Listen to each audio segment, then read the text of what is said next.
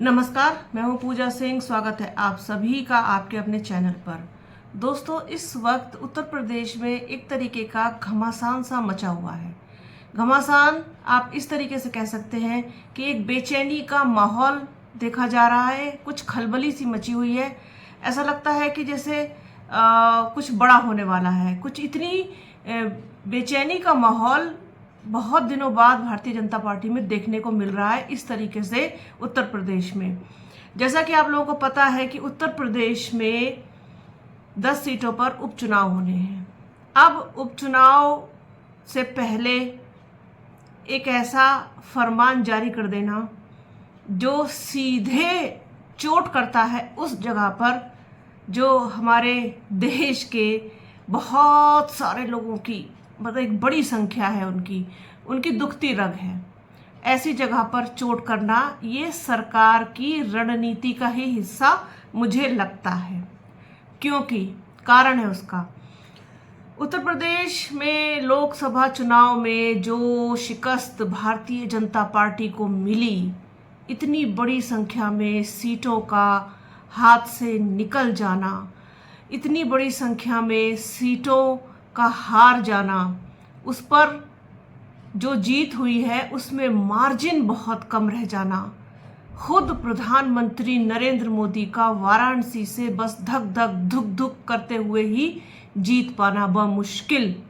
मेरठ जैसे बड़े शहर की बहुत इम्पॉर्टेंट चीज़ आप ये देखने को मिली थी कि इतना बड़ा चेहरा लेकर के आए, फिल्म इंडस्ट्री, टेलीविज़न इंडस्ट्री का भगवान राम को स्वयं ले आए, उसमें भी मात्र 10,000 से जीत हुई। तो ऐसी बहुत सारी सीटें हैं। अब जब ये झटका लगा बहुत जोर का, इन्हें कहीं से कहीं तक भी ये उम्मीद नहीं थी, इन्हें मतलब बीजेपी को कहीं से कहीं तक भी ये कोई अंदाज़ा नहीं था, अनुमान नहीं था कि इनकी इतनी बड़ी हार होने जा रही है। जबकि डबल इंजन की सरकार है, केंद्र में मोदी है, उत्तर प्रदेश में योगी है, बड़ा चेहरा है, फायर ब्रांड नेता है, जब बोलते हैं तो अच्छे अच्छों का धुआं उड़ा देते हैं। तमाम चीज़ें थी, खुद प्रधानमंत्री नरेंद्र मोदी, अमित शाह, तमाम लोग लगे रहे, लेकिन वो नतीजा नहीं आ पाया। अब इसमें किन लोगों की बड़ी भूमिका रही वो एक अलग चीज़ है, लेकिन फिर भी एक मोटा मोटी आपको बता देती हूँ।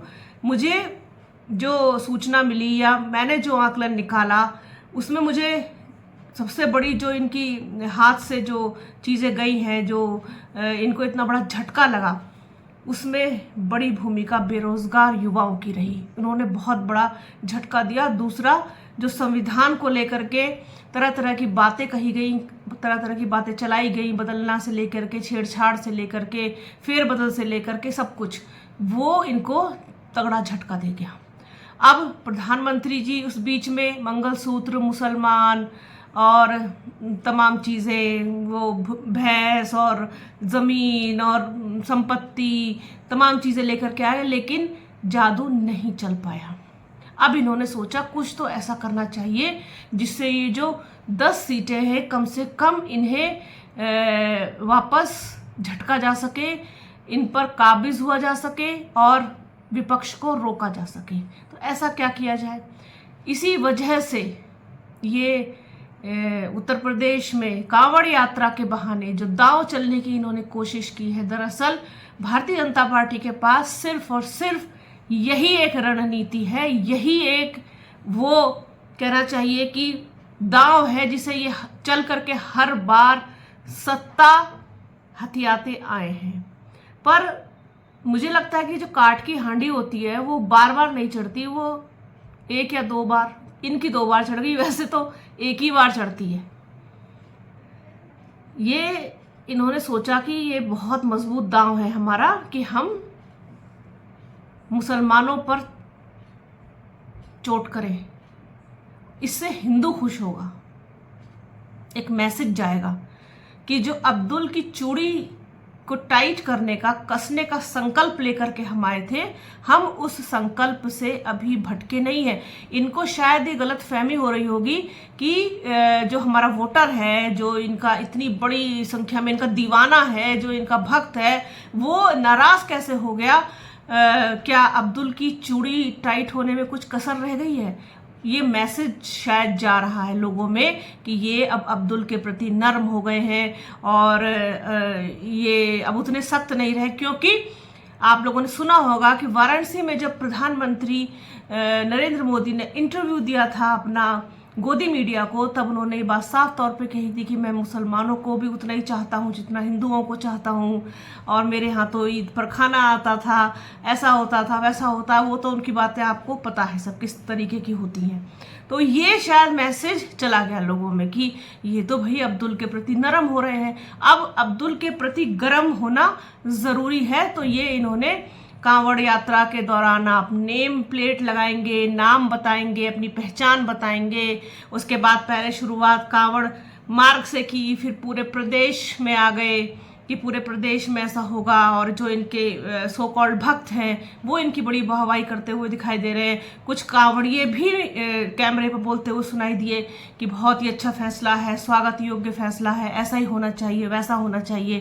तो कुल मिलाकर के मुझे ऐसा लगता है, मैं ये बिल्कुल नहीं कहूँगी कि इससे सभी लोग सहमत हो, सबको ऐसा लगता हो, लेकिन मैं अपनी तरह से अब चीज़ों को सोचती हूँ, अपनी तरह से चीज़ों का आकलन करने की, उसका एनालिसिस करने की कोशिश करती हूँ। कोशिश मुझे ऐसा लगता है कि उपचुनाव से पहले ये एक चीज़ करने की कोशिश की गई है। दूसरी चीज़ मुझे ऐसा लगता है कि जो चर्चा इतने महीनों से चल रही है, योगी रहेंगे या योगी जाएंगे, योगी टिकेंगे या योगी हटेंगे, कौन होगा अगला सीएम, ये वो तमाम तरह की खबरें।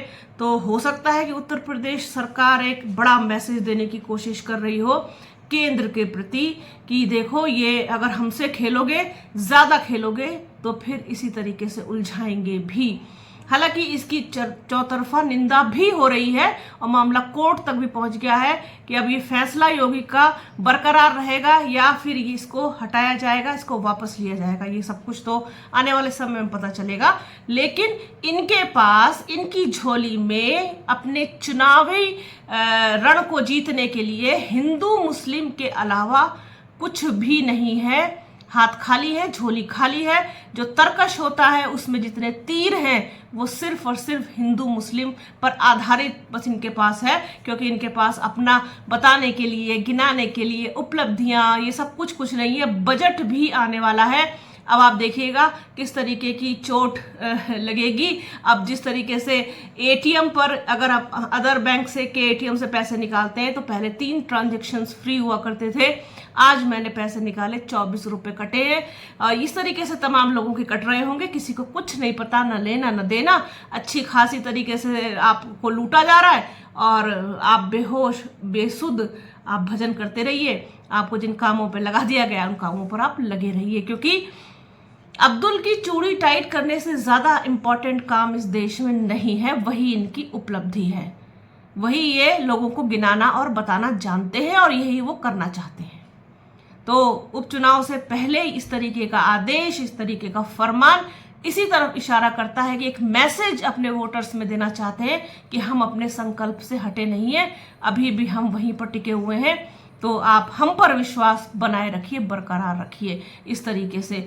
अब देखने वाली बात यह है कि जनता कितना समझती है, कितना वो है। हालांकि जब सेवा की बात आती है तो कभी भी ऐसा नहीं हुआ, मैं अपने पिछले 2-3 वीडियो में बात कह चुकी हूँ, हिंदू हो मुस्लिम हो, कांवड़ियों की सेवा सभी लोग ने मिलजुल के की है और सामान भी खरीदा है, उससे कोई खास फर्क तो पड़ता नहीं। और रही बात बेवकूफ़ों की, सिरफिरों की, वो हर जगह मौजूद है, उनका कुछ नहीं किया जा सकता।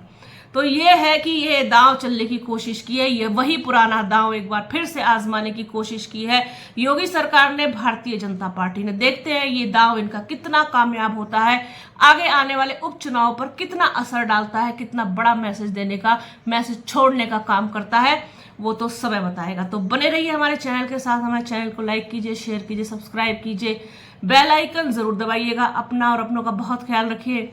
जल्द मिलूंगी आपसे एक नए वीडियो में, एक नए मुद्दे के साथ, एक नई चर्चा में।